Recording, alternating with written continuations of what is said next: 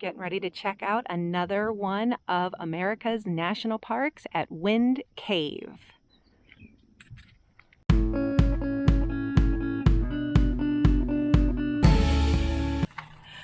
In compliance with some of the new commercial filming things that are on the National Park Service websites, I took the advice of another YouTuber, and I'll link his information in the description down below, where I did fill out the permits, but on the permit it says that if you are exercising First Amendment right, you don't have to pay the permit filing cost. So I submitted the permit, I did not submit a payment, and I explained exactly what I was going to be doing video journaling with a GoPro and a cell phone with just me and my husband, and we weren't going to be seeing anything that would be off the beaten path.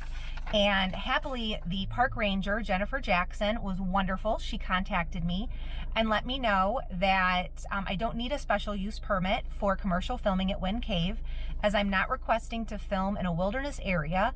My crew consists of less than 5 people, and you are not requesting to film in a closed area. Based on this, my request falls under what's called low impact filming guidelines. That means that no permit is required, and I'm super excited to be able to share my experience and Ryan's experience at Wind Cave National Park with you today. Our first glimpse of Wind Cave National Park, preserving one of the last remnants of the mixed grass prairie and one of the longest, most complex cave systems in the world. The grasslands have bison, coyotes, deer, elk, pronghorn antelope, and prairie dogs. We are going to do a cave tour. Super exciting. And a couple hikes, and hopefully see some wildlife. Run 50 States My Way. Oh my gosh, we haven't even driven into Wind Cave fully yet. We're still trying to make it to the visitor center, and we have come across an entire herd of bison. Oh my gosh, look.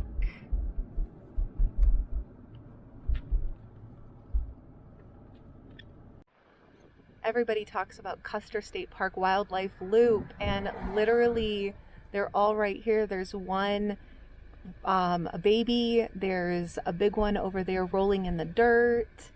I mean, there's multiple babies here. Oh my gosh, this is so neat. An entire herd in Wind Cave National Park, just chilling. Wow. Haven't been here 5 minutes and already get to see all this amazing wildlife. Just remember, no petting the fluffy cows.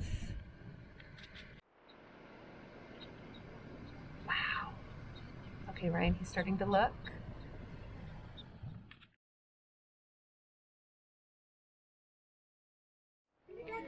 Really nice small little gift shop, but a lot of really cute things, including, of course, adopt a bison. Another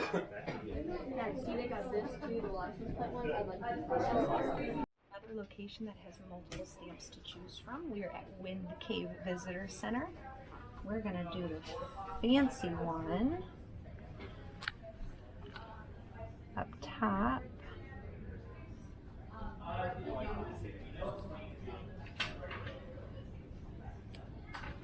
Oh, I still didn't get the South Dakota part.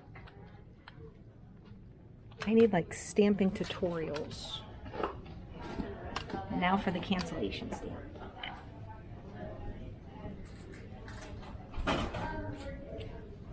Much better.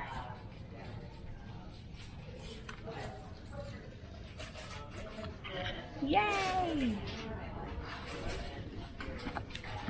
Complete.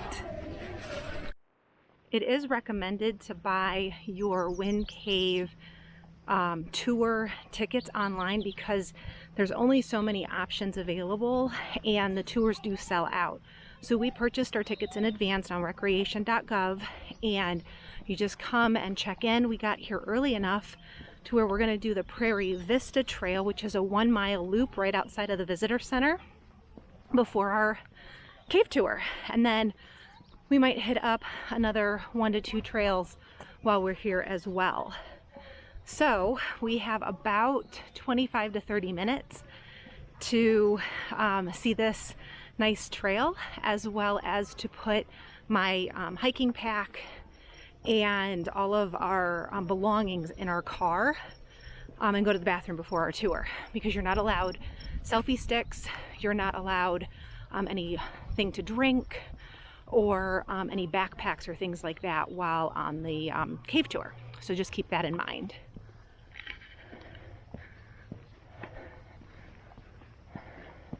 This is a nice little paved path. All Black Hills caves have formed in this layer, 300 to 600 feet thick. Originally, it was laid down on a shallow sea bottom about 300 million years ago. I think this actually might be the cave entrance that they originally discovered the cave by. Pretty cool. The cave represents the buffalo's interior, complete with organs, meat, medicines. The Lakota Nation in particular chronicles this opening as the place of emergence of their people. Sacred space. All right, embarking on the Prairie Vista Trail. There are bison, poison ivy, insects, and rattlesnakes, so be leery. We are in our hiking boots and our long pants. On the Prairie Vista Trail, it's a little hillier than I thought it would be. Should have brought my sticks, but it's beautiful.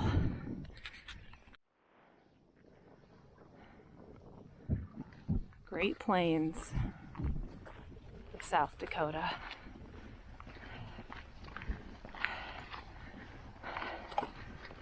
Hanging in the Black Hills.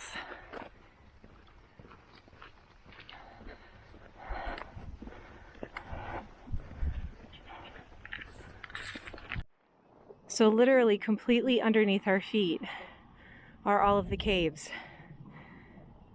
And they're famous for their box work, which I'm really excited to learn a little bit more about. And this is the visitor center. We're on top of the Prairie Vista.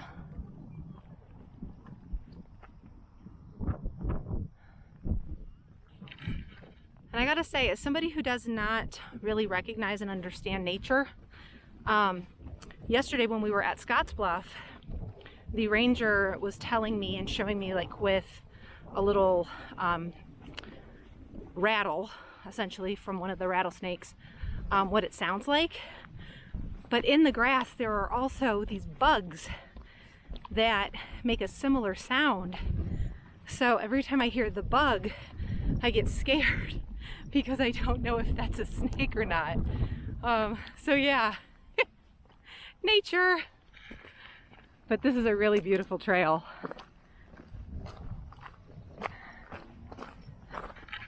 What do you think of it? I think it's beautiful. I love every minute of it. It is exactly everything I expect it to be. I mean, this view is magnificent. Yeah, absolutely gorgeous. Can't wait to see more.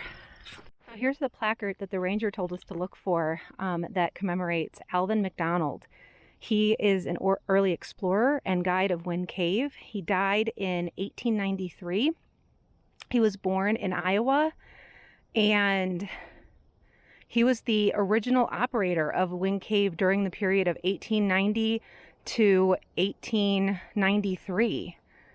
Wow, I can't wait to hear more about this guy. He died of an untimely death at the age of 20.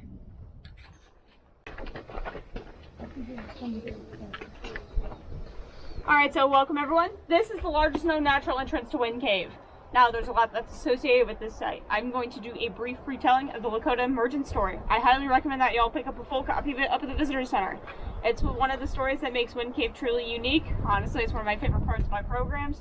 And there's many versions of this story. This is the one that I know. So one of the versions of the emergence story goes that somewhere inside of Wind Cave, there's a portal that leads from the spirit world into the physical world. And the Lakota people were instructed to remain inside of Wind Cave till the earth was finally done being created on the surface.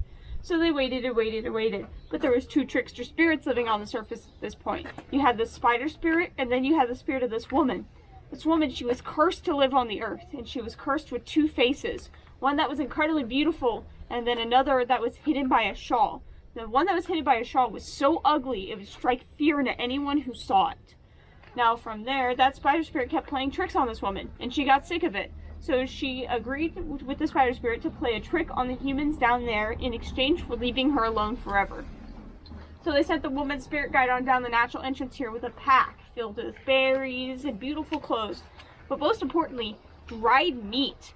The humans down here had never tasted meat before, so everyone who tried it was intrigued by it. So they tried it and they liked what they tasted. So they wanted to get more of it, so they came up here onto the surface before the earth was done being created.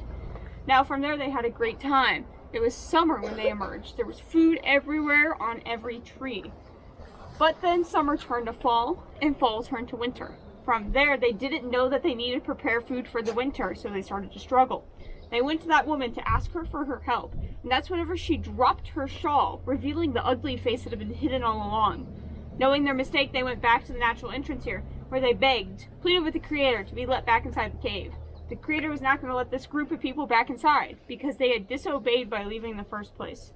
The Creator was not going to let these people suffer, however. So what they did is they gave these people these nice big shaggy pelts, gave them horns to protect themselves, and this became the first bison herd. With that, the earth was finally ready. So the Lakota people emerged from the natural entrance, and this is the spot where they saw that first bison hoof print. That hoof print is where the Creator told them that they had to follow it, because the bison would provide them with food, would lead them to water, and would give them shelter. So the Lakota people emerged out onto the plains as we know them today, following the bison all along the way. So keep that in mind as you're going through these passageways today. I'm going to have everyone take their own tickets in their hand, put it time side up. I'm going to have you guys follow me to the walk-in entrance over here.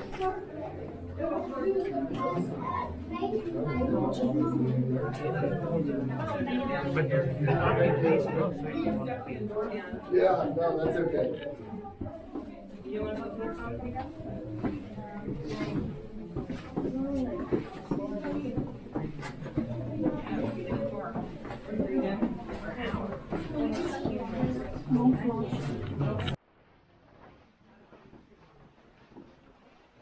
It's almost like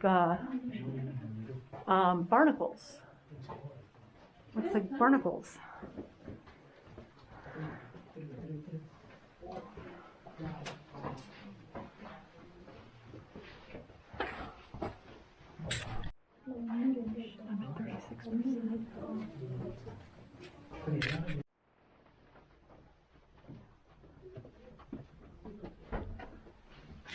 Whenever they walked up to where that whooshing noise was happening, they saw the grass was moving in one place and then on two other spots right beside it. It wasn't moving at all. So what did they do? Oh, they put their heads in it to see what was happening. So whenever they put their heads down, their hats flew right off their heads. Then, they repeated it again for science. Then they went back to their buddies and hot springs and were like, hey guys, I'll never believe what we saw today.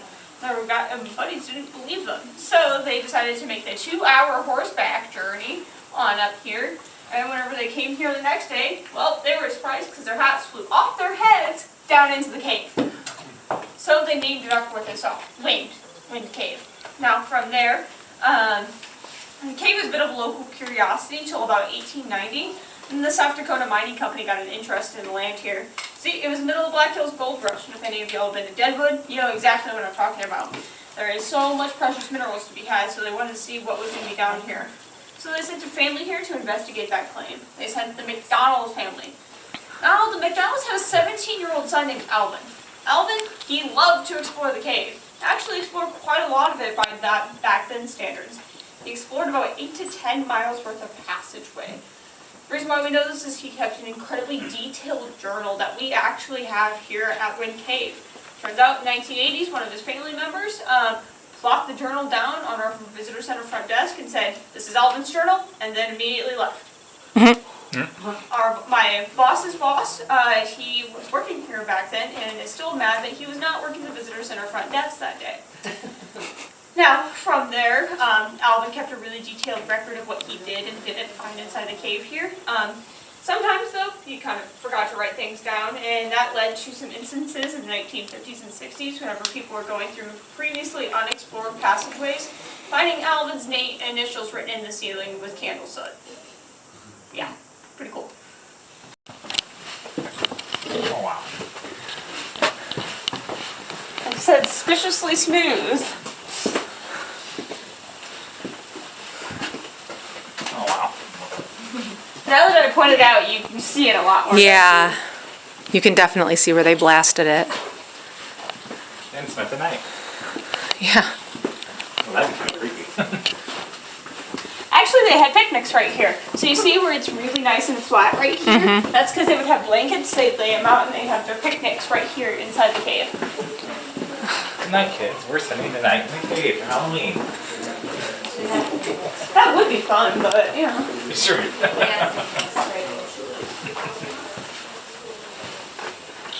All right, little bridge. So I missed it. When did it become a national park? 1903. Number 7. Yep.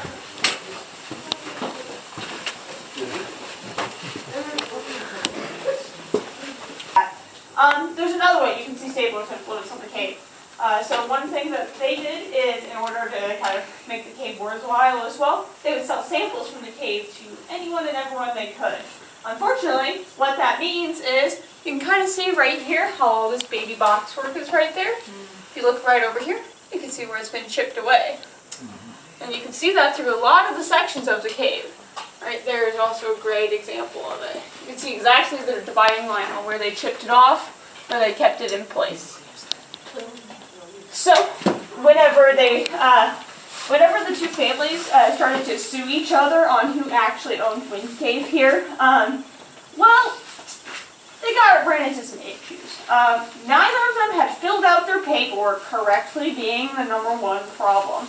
See, the Staplers had the original mining claim on the land, and they hadn't been doing any mining since the 1890s. And the McDonald's had that homesteading claim, which, if you played the game Oregon Trail, kind of familiar with, 162 acres on the surface if you improve it. And the McDonald's weren't doing any farming. So, whenever the courts came to it, they ruled that neither of them actually owned Wind Cave. So it went back to the federal government. Alright, so welcome everyone to the assembly room. This is kind of a final point on a lot of our tours. So this is where I like to talk about stuff that's happening in the cave right now. So what do y'all think the percentage of Wind Caves that's been explored so far is? 5%. 8. A little bit higher. 12. 10 is correct, whoever said it. So Wind Caves is all 164 miles is only 10% of what we know. Pretty cool, huh? How they found this is they have little sensors that go all throughout the cave, and they measured the breathing of Wind Cave. They measure this, and they use a lot of math that just goes straight over my head. And they found that Wind Cave has about 9 million cubic feet of air in it. Wow. Pretty cool. Now, from there, about 300 feet down from our current location, there's all these lakes inside the cave. And these lakes have all these little tiny bacteria in it. These bacteria are the actually only permanent residents of Wind Cave. Now, about 70% of that bacteria is what's considered unclassified. So that means we actually don't know where this bacteria comes from. Pretty cool. Now, with that, Dr. Hazel Barton, she's wonderful. She's done a lot of studies on that bacteria down there. She's found that the amount of food and energy that gets down to that bacteria is actually less than the moons of Jupiter. So if it can exist down there, it should be able to exist out there. Now, with that, that's attracted the attention of NASA. NASA will come here, they'll take samples of it, and they'll use this information to study life on other planets. Pretty cool. That's not the only reason why NASA's attracted to Wind Cave here. The other is this stuff right here, boxwood. Stuff you've been seeing the whole time. Reason why is that they found boxwork on Mars. So my 95% of boxwork in the world total does not include that. But if you know anything about boxwork, what's it need to form? Water. In a place that stays for a very, very long time. Talking thousands upon millions of years.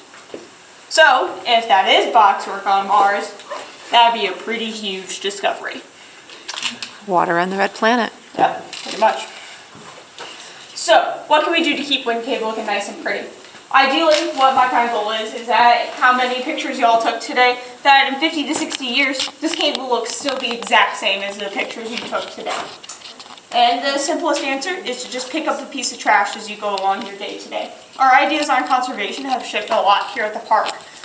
For instance, in the 1980s, we had a nice asphalt parking lot out front. I found this asphalt was actually leaking oil down here into the cave, so they ripped it up and replaced it with that concrete one we know and love today. They also installed special storm drains that would trap motor oils from cars and such, because if you know anything about motorcycles, you know that occasionally Harley Davidsons like to leak oil. How many Harley Davidsons are coming through here in August? So, just pick up a piece of plastic or a piece of trash as you go on the surface, because what goes up must eventually come down. And we want to make sure Beaver Creek is actually the place that all of our, like basically our runoff will go to. And we believe Beaver Creek actually dead ends somewhere inside of the Wind Cave, here. So you want to make sure that pick a piece of trash, because you know don't want it getting down here. Because one last little fact about the water here at Wind Cave for you, it takes anywhere from about 2 hours to 2 years from water to hit the top of the surface to get to the very tip top of the cave. Then for it to get to the very top of the cave, to the very top of those lakes, takes it 20 years. Oh my goodness. So the water that's entering in the lakes right now came into the cave whenever I was only 3 years old. Don't think you would have wanted me as a tour guide back then though. So, just if everyone can do a little part today, it'll help keep this cave looking nice for future generations. We came in through stairs about 300 and we exit through elevators. Going along our clean the shoes mat.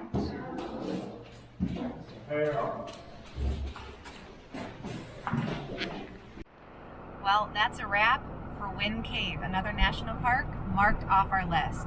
Amazing cave tour. We got a hike in at the Prairie Vista Trail. We saw a little bit of the visitor center. We had a great picnic lunch, and most importantly, we saw bison. We absolutely loved it and definitely recommend it if you're in the Black Hills, South Dakota area. Like, subscribe, and comment down below if you've ever been to Wind Cave, because we had a blast. Thanks for watching.